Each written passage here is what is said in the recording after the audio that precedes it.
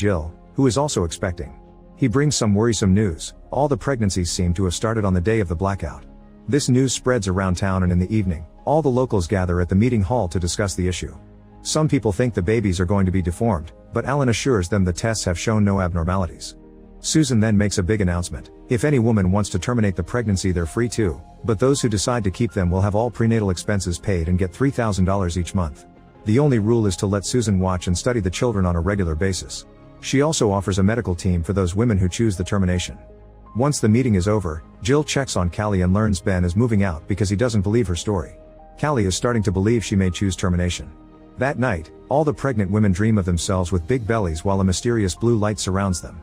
The next day, Susan is shocked to learn every single woman is keeping the baby.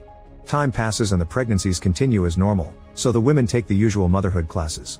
One night they all start having contractions at the same time, so they are taken to a barn where Susan has set up a special maternity ward for the occasion. All the babies are born naturally at the exact same time, looking healthy and human. Ben even comes to be with Callie and their new son. Unfortunately, there's an exception. Melanie is feeling very sick and taken to intensive care, where she gives birth to a stillborn. Susan immediately takes the dead fetus away to a van, which is noticed by George. When he demands an explanation, Susan says she wants to do an autopsy later and that she didn't want the other mothers to see a dead baby. Sometime later, Alan meets with Susan to discuss their observations. There are a few interesting things, like the baby's hair being extra soft and their nails being narrower than normal. DNA tests so far have shown normal genetics, but all the babies seem to have the same results, as if they were siblings from the same parent. Meanwhile, Jill is at home with her boy when she discovers he can already spell his name with toys at such a young age.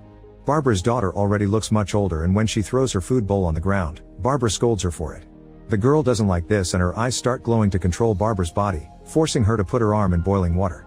As Barbara screams in pain, Jill arrives for a visit